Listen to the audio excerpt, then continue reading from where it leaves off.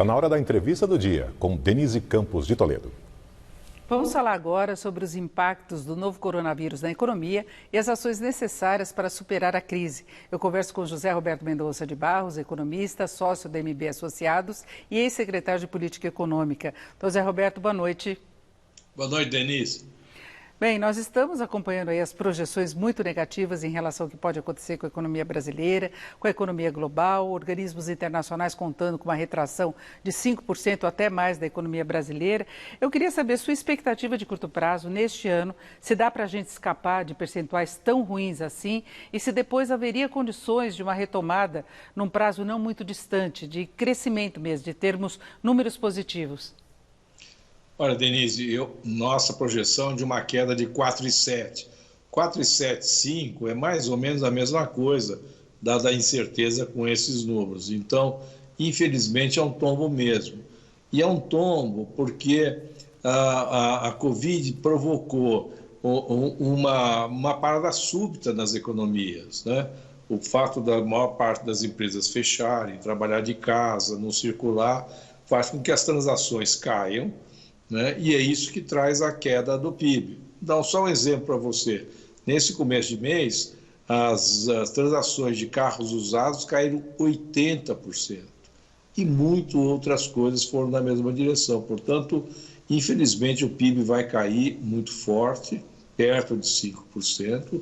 Isso vai contaminar o ano todo, o emprego vai sofrer e não vai ser fácil a gente retomar.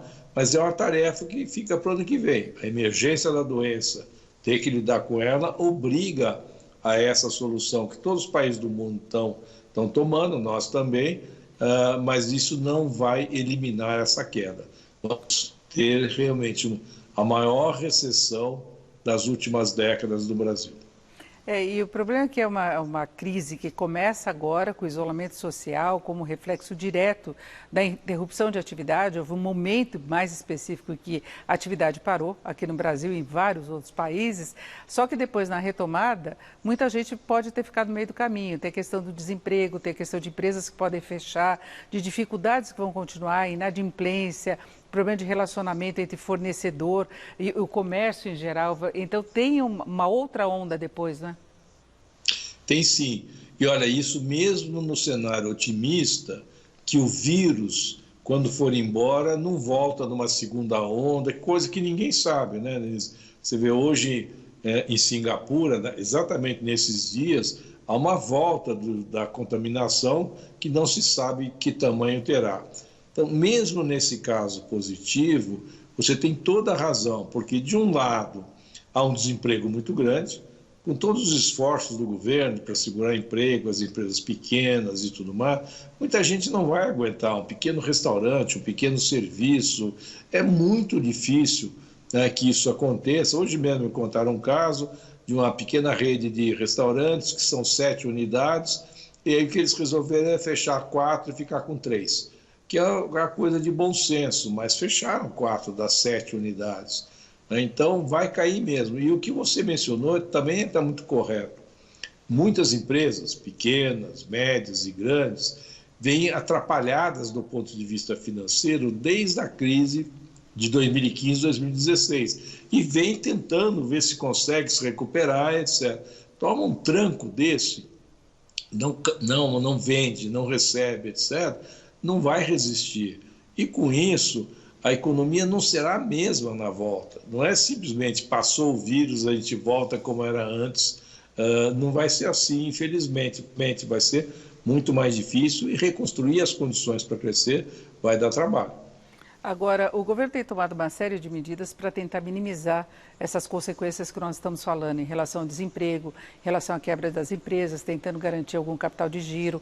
Isso no caso das pequenas, as grandes empresas, grandes setores podem contar com empréstimos mais específicos. Agora, tem como definir uma estratégia de mais longo prazo, pensando exatamente depois que passar a crise, depois que a pandemia estiver sob controle, se pensar em dar mais oxigênio, dá para fazer alguma coisa nesse sentido? Olha, eu acho que começar a pensar nessa estratégia certamente deveria, mas a gente tem que ser realista, né? Que do ponto de vista da atenção do governo, a emergência de curto prazo é tão grande que ela drena todas as energias do governo, seja para desenvolver os programas, negociar com o Congresso, colocá-los em prática. Eu vejo muita pouca condição disso neste momento. Vai precisar passar um mês, 2 meses, ninguém sabe direito, de tempo, para que quando aquela curva de novos contaminados começar a achatar e quando pudesse pensar em voltar à normalidade, aí ter que pensar exatamente em estratégias. Nós vamos precisar dessas estratégias, certamente, e até porque as situações não serão exatamente as mesmas. Vou dar um exemplo, né? Você sabe, o Brasil todo sabe, que é um desespero em busca de equipamentos de respiração para se colocar nas UTIs, basicamente dependente da importação da China. A indústria brasileira tem indústria brasileira, mas não faz mais que 10% do consumo normal desses equipamentos. Agora, uma coisa positiva é que muitas indústrias, muitos segmentos, o Senai tem esforços para desenvolver equipamentos nacionais. São equipamentos relativamente simples, importavam da China porque era mais barato. Isso pode abrir uma oportunidade para alguns segmentos e isso é algo que a gente deve pensar na saída, se não tem alguns casos, né, em que a gente talvez deva voltar a produzir aqui dentro, abrir uma oportunidade para a indústria. Mas nesse momento, Denise, eu acho que o tumulto do curto prazo, a urgência do curto prazo é de tal magnitude que acho que não dá tempo das pessoas pensarem nisso, especialmente se for no governo. Mas que nós temos que voltar. Eu só adicionaria uma coisa, Denise. Algo que nós não começamos a fazer e que mais do que nunca é indispensável e tem que ter na volta é o investimento em infraestrutura resultante de concessões, né? Isso nós já sabemos que está atrasado, vai estar provavelmente postergado por causa exatamente dessa tumulto da economia, mas na volta isso tem que ser alçado à condição essencial, porque senão não aumenta o investimento, e se não aumentar o investimento a gente não vai voltar a crescer. Muitos economistas contam até com a possibilidade de uma recuperação em V, como se diz, inclusive de mercado de trabalho. Agora, nós sabemos que aqui no Brasil tem dificuldades na hora de demitir, tem restrições maiores, é muito diferente do que está acontecendo, por exemplo, nos Estados Unidos, mas a recuperação depois também é muito lenta. A gente não tinha conseguido sair daquela crise na questão do mercado de trabalho que veio da recessão. Os números ainda eram muito ruins, não é? Você tem toda a razão. Agora, eu acho que a recuperação, mesmo nos Estados Unidos, não será em V. Veja por quê. Um número enorme de famílias vão passar por experiências traumáticas, né? Não precisa nem ter óbito na família, mas vão ver o que está acontecendo em Nova York e em muitas cidades. Quando passa a pandemia, eu acho que eventualmente o cidadão pode querer ir no restaurante para descontar o tanto que ele fez de sanduíche em casa, mas eu acho que o consumidor não será o mesmo. Não vai que vai sair detonando e gastando dinheiro. Não acredito nisso. Você mencionou as empresas vão estar mais machucados. E no caso do Brasil, você está coberta de razão. Então, o processo de contratação é caro, é lerdo, né? E muitas vezes, se demorar um pouco, aquela mão de obra que você tinha, que tem que se virar de algum jeito, vai fazer outra coisa, é difícil de você mobilizar. Então, não é imediato, não é estalar os dedos e voltar. Eu acho que não existe recuperação em V em lugar nenhum, mas certamente não existirá no Brasil. Vai ser bastante lenta, eu não tenho dúvida, até porque as incertezas subiram, as dificuldades aumentaram, a capacidade ociosa vai também estar grande e muita gente terá quebrado. Então, eu acho que vai ser uma penosa reconstrução. Estamos condenados a fazê-la. Tem que ir atrás disso. Mas, a meu juízo, vai demorar e realmente vai precisar de 21 e 22 para começar a voltar a crescer. Outro dia eu escutei no podcast do Wall Street Journal uma projeção que eles compravam e que a recuperação, mesmo nos Estados Unidos, com o mercado de trabalho flexível, do emprego para o nível do começo do ano, é para o Natal de 2022.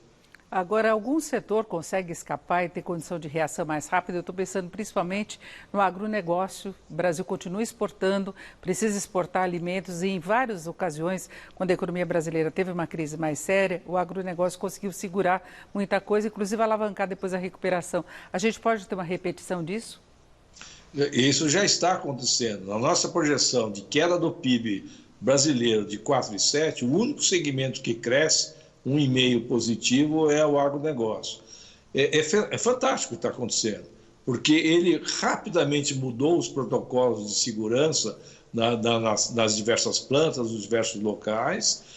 Não tem casos de doença em escala, é mínimo o que a gente tem, está produzindo, processando e junto com o setor de distribuição, Denise, que é um sucesso. Um país do tamanho do Brasil consegue produzir, processar e distribuir alimentos para o Brasil inteiro, não tem nenhum lugar onde tenha faltado e, ao mesmo tempo, consegue despachar para o exterior quantidades recordes de produção.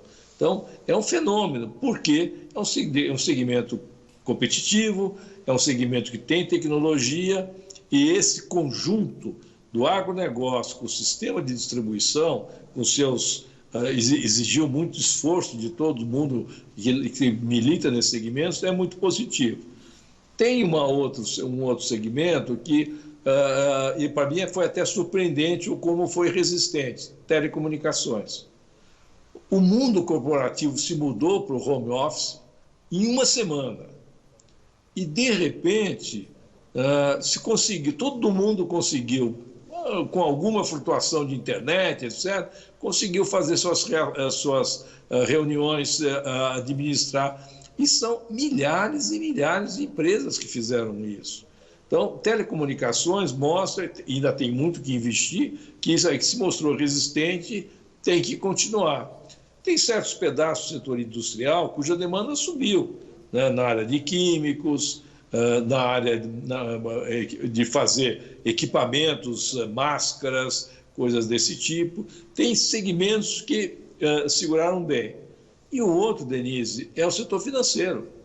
O home bank já estava muito desenvolvido no Brasil, graças exatamente ao sistema de telecomunicações, né? Então, não tem nenhum problema, você não tem notícia de nenhuma dificuldade no sistema de pagamentos.